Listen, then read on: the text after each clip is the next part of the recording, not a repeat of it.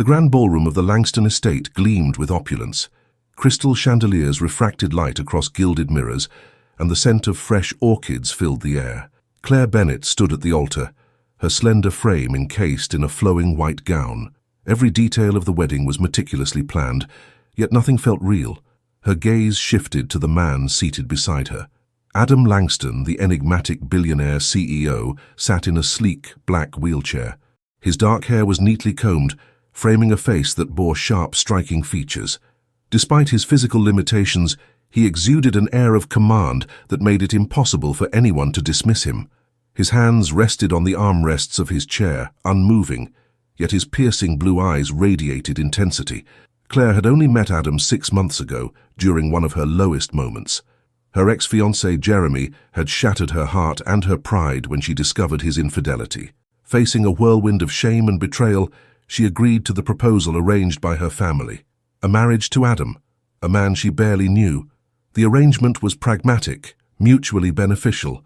Adam needed an heir to solidify his legacy. Claire needed an escape from her past. The officiant's voice pulled her back to the moment. "Do you, Claire Bennet, take Adam Langston to be your lawfully wedded husband?" Claire hesitated, her pulse quickening. Her eyes darted to Adam, whose gaze locked on hers. There was no warmth in his expression, only a quiet expectation. With a deep breath, she forced herself to nod. "I do." The words tasted hollow, but the ceremony continued. Vows were exchanged, and rings slipped onto fingers. When the officiant declared them husband and wife, Adam offered a small, formal smile, as though sealing a business deal. As the guests erupted into polite applause, Claire felt a wave of unease wash over her. This was not how she had envisioned her life, yet she couldn't deny the peculiar pull Adam had over her. Despite his stoic demeanor, there was something enigmatic about him, something that made her skin prickle with curiosity and wariness. That evening, in the privacy of their mansion, Adam's icy demeanor thawed slightly. He handed her a glass of champagne, his movements deliberate and smooth. "To new beginnings," he said, his voice low and commanding. Claire raised her glass, noting the way his sharp eyes never left hers. To new beginnings. Their interactions were polite, but distant. Adam was courteous but unyielding, his words always carefully chosen. Claire couldn't shake the feeling that there was more to him than he let on, but probing into his life felt forbidden. The following weeks passed in a blur of social obligations and quiet nights. The Langston family treated Claire with thinly veiled disdain. Adam's older sister Vivian was particularly cruel, often making snide remarks about Claire's modest background. The whispers among the household staff didn't help either, fueling her growing sense of isolation. One night, Claire found herself wandering the halls of the mansion. Her thoughts were consumed by her ex-fiancé's betrayal and the strange, unspoken rules of her new marriage. Her hand brushed against a hidden panel in the wall, and to her surprise it slid open, revealing a small room filled with books, documents, and a laptop. Curiosity burned in her chest. She stepped inside, her fingers skimming the edges of the desk. A folder caught her eye, labeled with Adam's name. Before she could open it, the sound of a throat clearing startled her. She spun around to find Adam in the doorway, his wheelchair perfectly positioned. His expression was unreadable, but his eyes burned with intensity. "You're a curious one, aren't you?" he said, his voice laced with amusement and a hint of warning. Claire's cheeks flushed. I was just exploring," he interrupted, wheeling closer. The air between them grew thick with tension. "Be careful, Claire. Curiosity can be dangerous." As the days turned into weeks, Claire began noticing strange inconsistencies. Adam's movements, though subtle, seemed more deliberate than those of someone with a severe disability. She caught him gripping the edge of a table with strength he shouldn't have had, and once saw him stand briefly when he thought no one was watching. Her suspicions grew, but she kept them to herself. She had no proof, only fleeting moments that left her questioning everything. 3 months into their marriage, Claire's life took an unexpected turn. She stared at the test in her trembling hands, the word pregnant glaring back at her. Her emotions churned, a mix of disbelief, fear, and a tiny flicker of hope. She decided to tell Adam during dinner that evening. The Langston dining room was as imposing as ever. Claire sat across from Adam, who seemed preoccupied with his tablet. She cleared her throat, drawing his attention. "I have news," she began cautiously. He set the tablet down, his gaze steady. "Go on." "I'm pregnant." For the first time since their marriage, Adam's composure cracked. His eyes widened slightly before narrowing. "Are you certain?" Claire nodded, bracing herself for his reaction. She expected something. Relief, anger, even joy, but his face hardened into an unreadable mask. "That complicates things," he muttered under his breath, almost too quietly for her to hear. Before she could question him, the dining room doors burst open. Vivian stormed in, her expression alight with fury. "Well, isn't this perfect?" Vivian sneered, her voice dripping with venom. "The gold digger's pregnant. How convenient." Claire's heart sank. The room filled with tension as the Langston family's judgment bore down on her. Adam remained silent, his eyes fixed on his untouched plate. For the first time, Claire felt utterly alone in her marriage, her life unraveling as the weight of their secrets loomed over her. And just like that, the night took a turn Claire never anticipated. A whispered remark, a fleeting look, a revelation she wasn't prepared for. The Langston estate was shrouded in a tense silence after the explosive dinner. Claire retreated to her room, the sting of Vivian's words fresh in her mind. Her hand instinctively rested on her stomach, a protective gesture as she tried to process her new reality. She was carrying Adam's child, a man she barely knew whose secrets now seemed deeper and darker than ever. The next morning, Claire avoided the family breakfast. She wandered the mansion's sprawling gardens instead, hoping to find solace in the soft rustle of leaves and the chirping of birds. But peace eluded her. The weight of Adam's reaction, or lack thereof, pressed on her chest. Had he not wanted a child, or was it something else entirely? Later that day, Claire was summoned to Adam's study. The room was a fortress of dark wood and leather, with bookshelves reaching the ceiling. Adam sat behind an imposing desk, his wheelchair positioned with precision. His expression was as impassive as ever, but his eyes bore into hers with unsettling intensity. "Claire," he began, his voice measured. "About last night." She swallowed hard, bracing herself. "Yes?" He gestured for her to sit, and she complied, her heart pounding. "The pregnancy changes things," he said. "Our arrangement, it wasn't meant to include complications of this nature." "Complications?" she echoed, her voice trembling with a mix of anger and confusion. "Is that what you think of your own child?" Adam's jaw tightened. For a moment, a flicker of something. Regret? Frustration? Crossed his face, but it vanished as quickly as it appeared. "This isn't about the child. It's about control. There are expectations in this family, and a pregnancy shifts the balance." Claire's anger flared. "If you didn't want a family, why agree to this marriage? Why put me through this charade?" His lips curled into a faint, humorless smile. "Charades are the foundation of this family, Claire. You'll come to understand that." That evening, Claire decided she'd had enough of cryptic answers. She returned to the hidden study she'd discovered weeks ago, determined to uncover whatever Adam was hiding. The folder with his name still lay on the desk, untouched since her last visit. Her hands trembled as she opened it. Inside were medical reports, timelines, and correspondence with doctors. At first glance, it all seemed legitimate, records of Adam's accident and subsequent paralysis. But as she flipped through the pages, anomalies began to surface. Discrepancies in dates, conflicting statements from physicians. One document stood out, a report indicating Adam's injuries were not as severe as he claimed. It suggested he could have recovered full mobility months ago. Claire's mind raced. Could it be true? Was Adam faking his disability? The sound of approaching footsteps jolted her out of her thoughts. She quickly closed the folder and slipped it back into its place. Turning toward the door, she found herself face to face with Adam. His expression was colder than she'd ever seen it. "You really don't listen, do you?" he said, his voice low and dangerous. I wanted answers," she stammered, her courage faltering under his glare. "And you think rifling through my personal documents is the way to get them?" His tone was sharp, but his eyes betrayed something deeper, fear, or perhaps anger at being discovered. The tension between them grew palpable in the days that followed. Claire couldn't look at Adam without questioning everything. His movements, his demeanor, the very foundation of their marriage, all of it felt like a lie. Yet confronting him directly seemed impossible. Adam was a man who thrived on control, and she feared what he might do if she pushed too hard. Meanwhile, the Langston family grew more insufferable. Vivian's barbs became more pointed, her disdain for Claire practically dripping from her every word. At a family dinner, Vivian sneered, "It's amusing, isn't it? A nobody like you thinking you can secure your place here with a baby." Before Claire could respond, Adam cut in, his voice ice-cold. "Enough, Vivian." His words silenced the room, but the damage was done. Claire felt the humiliation settle deep in her bones. That night, as she lay in bed, tears streaming down her face, she made a vow to herself. She would uncover the truth about Adam, no matter the cost. Weeks later, a significant revelation presented itself. Claire attended a gala with Adam, her role as his wife a performative act she was growing accustomed to.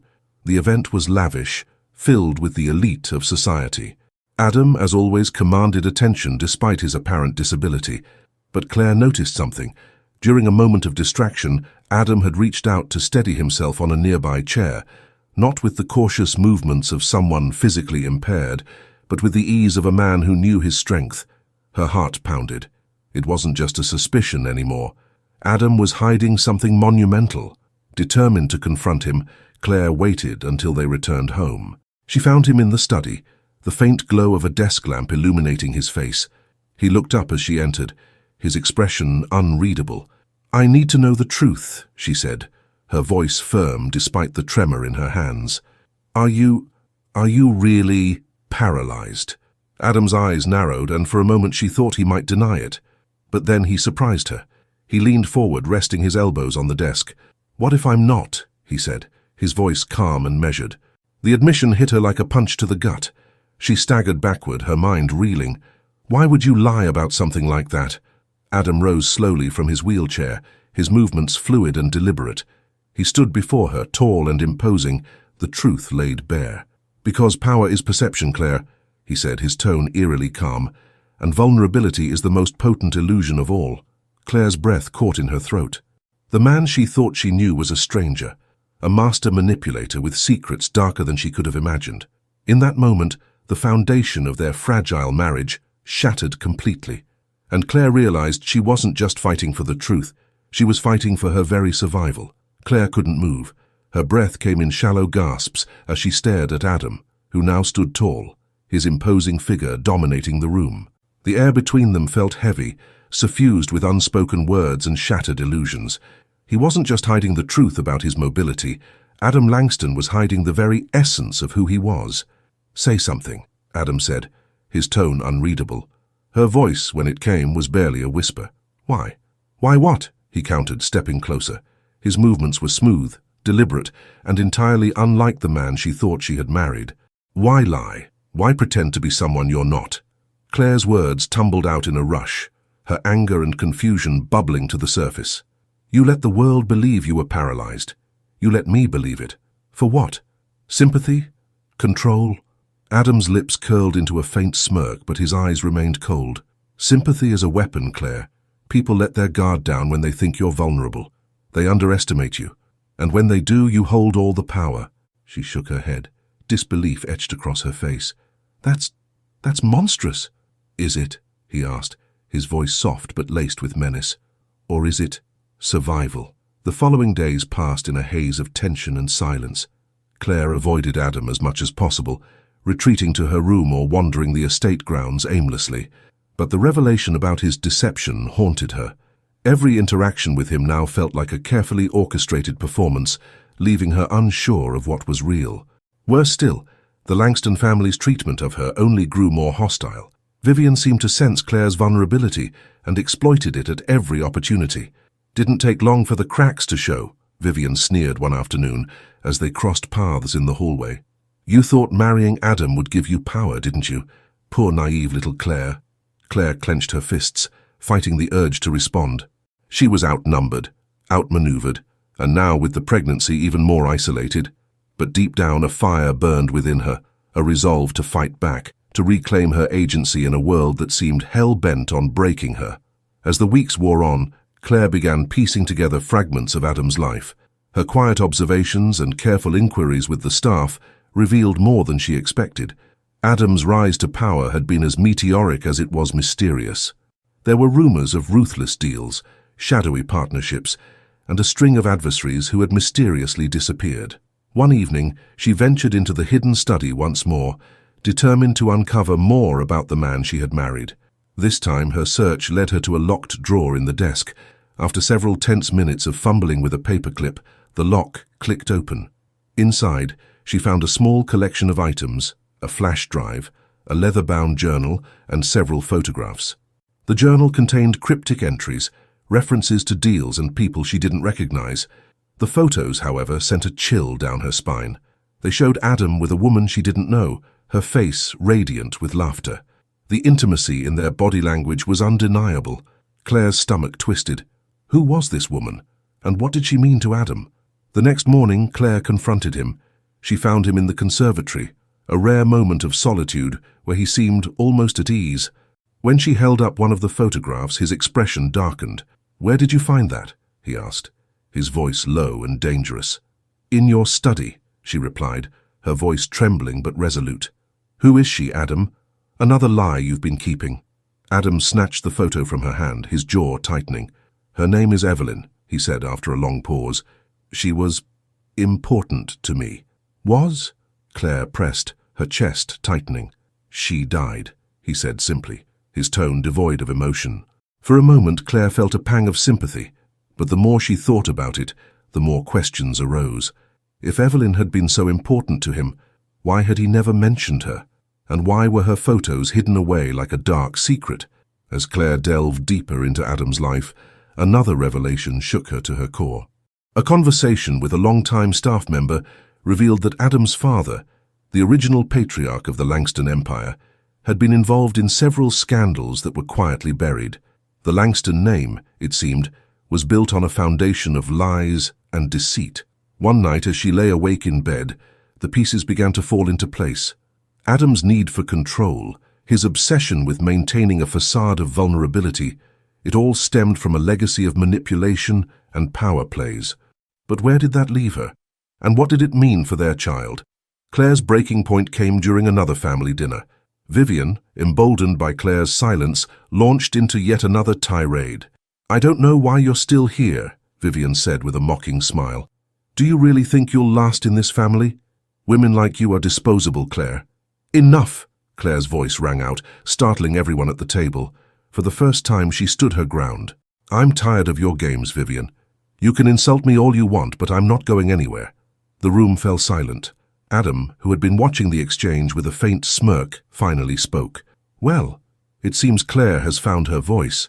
But his words felt more like a challenge than a compliment. The night ended in an explosive argument between Claire and Adam. "You think this is some game, don't you?" she accused, her voice shaking with anger. "You manipulate everyone around you, even me. What kind of man does that?" Adam's expression hardened. "The kind of man who survives." "And what about our child?" she demanded.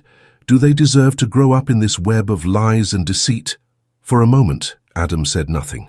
Then his voice softened, revealing a sliver of vulnerability. "Everything I've done, Claire, is to protect what's mine.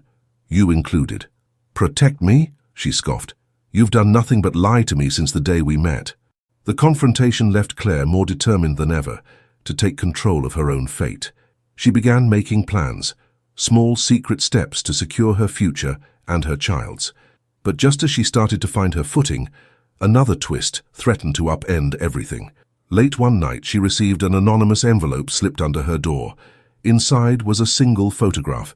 It showed Adam in an intimate moment with Evelyn, alive, vibrant, and very much not the tragic figure he had described. On the back of the photo, a handwritten note read, "The truth is closer than you think." Claire's heart raced as she stared at the image. It was clear now. Adam wasn't just hiding secrets. He was guarding a dangerous truth that could unravel not just their marriage but the entire Langston Empire, and she was caught in the middle of it. As she tucked the photo away, a chilling realization settled over her. Whatever Adam was hiding, it wasn't just about power or control. It was about survival, his, hers, and their unborn child's. And the storm brewing on the horizon promised to destroy everything in its path. The photograph with Evelyn's radiant face and the cryptic note on the back weighed heavily in Claire's hands. She tucked it into her bedside drawer, her mind spinning with questions.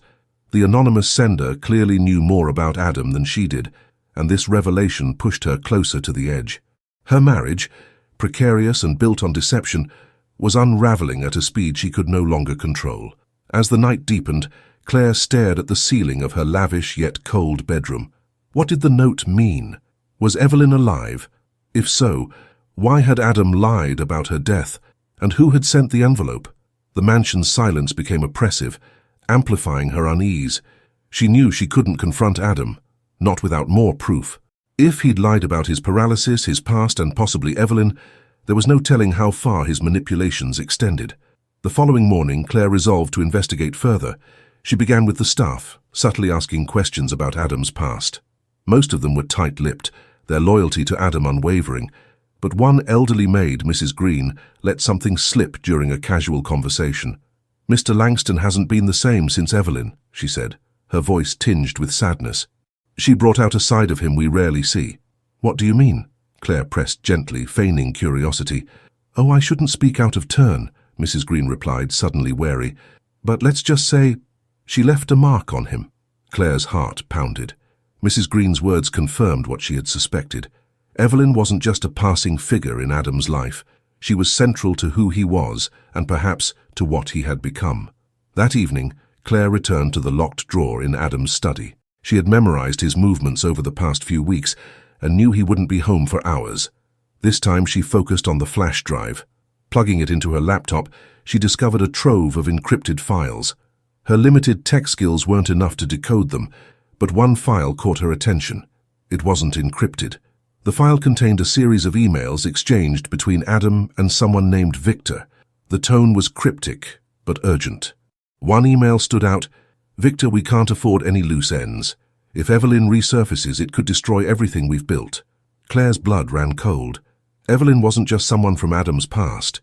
She was a threat to his present. But why? And what did he mean by resurfaces? The idea that Evelyn might still be alive felt both absurd and terrifying. As days turned into weeks, Claire's investigations consumed her. She combed through Adam's study whenever she had the chance, piecing together fragments of a puzzle that only grew more sinister. Meanwhile, the Langston family's hostility reached new heights. Vivian seemed determined to break her spirit, throwing veiled threats and snide remarks at every turn. "You're playing a dangerous game, Claire," Vivian said one afternoon, cornering her in the hallway. "Adam doesn't take kindly to betrayal." Claire met her gaze, refusing to back down. "And what about you, Vivian? How far would you go to protect your secrets?" Vivian's eyes flickered with something Claire couldn't quite place. Fear, perhaps, or guilt. But before she could press further, Vivian walked away, her heels clicking sharply against the marble floor. The turning point came one stormy night when Claire's suspicions were finally confirmed. She was returning from the library when she heard voices coming from Adam's office. The door was slightly ajar, and she recognized Adam's voice, low and controlled. The other voice, however, was unfamiliar. "She's digging too deep," the stranger said. "If she finds out about Evelyn." "She won't," Adam interrupted sharply. "I'll handle Claire. Focus on keeping Evelyn out of sight." Claire's heart thundered in her chest. They were talking about her and Evelyn. The truth was no longer just an abstract threat. It was dangerously close. Unable to contain her anger and fear, Claire decided to confront Adam that same night. She found him in the conservatory, gazing out at the rain-soaked garden. For a moment, he looked almost vulnerable, a man burdened by the weight of his choices. But Claire wasn't fooled. "You lied to me," she said, her voice trembling but firm. Adam turned to her, his expression unreadable. "What are you talking about?" "Evelyn," she said, holding up the photograph she'd hidden in her drawer. "She's not dead, is she?" The silence that followed was deafening. Adam's face remained impassive, but his eyes betrayed a flicker of something, anger perhaps, or fear. "What do you think you know?" he asked, his voice dangerously calm. "I know you've been lying to me since the day we met," she shot back. "I know Evelyn is alive, and I know you're hiding something big enough to destroy you." Adam took a step toward her, his towering presence intimidating. But Claire stood her ground, her anger outweighing her fear. "You think you've uncovered some great secret," he said, his voice low and cold. "But you have no idea what you're dealing with." "Then tell me," she demanded. "Stop treating me like a pawn in your game and tell me the truth." For a moment it seemed as though he might, but then he turned away, his shoulders tense. "Leave it alone, Claire," he said, "for your sake, and for our child's." But Claire couldn't leave it alone. The next day she received another anonymous envelope. Inside was a single key and an address scribbled on a piece of paper. The note read, "The answers you're looking for are here." Without telling anyone, Claire followed the address to a secluded cabin on the outskirts of the city. The air was thick with tension as she stepped inside, her heart pounding in her chest. The cabin was sparsely furnished, but one detail caught her attention immediately: a framed photograph of Evelyn sitting on a wooden mantelpiece. Before she could process what she was seeing, a voice spoke behind her. "You shouldn't be here." Claire spun around to find herself face to face with Evelyn. She was older than in the photographs, but unmistakably the same woman. Her eyes, sharp and calculating, bore into Claire's. "You're Evelyn," Claire whispered, the words catching in her throat. Evelyn nodded, her expression guarded. "And you must be Claire." The confrontation that followed shattered what little remained of Claire's understanding. Evelyn revealed the truth. She had faked her death years ago to escape Adam's control. But when Adam's empire began to crumble under scrutiny, he tracked her down and forced her into hiding to protect his secrets. "He's dangerous," Evelyn said, her voice heavy with regret. "He'll do whatever it takes to protect what he's built." Claire felt the weight of Evelyn's words sink in. She was trapped in a web far darker and more intricate than she had imagined. But now, armed with the truth, she knew what she had to do. Returning to the mansion, Claire confronted Adam one final time. This time she held nothing back. "I met her," she said, her voice steady despite the storm raging inside her. "Evelyn. She told me everything." Adam's expression didn't falter, but his eyes darkened. "And what will you do with that information?" "I'm leaving," she said. "I'm taking our child and I'm leaving this toxic world you've created." "You think it's that simple?" Adam asked, his voice cold and sharp. "You think you can just walk away?" "I have no choice," she said, her voice breaking. "I refuse to let our child grow up in this."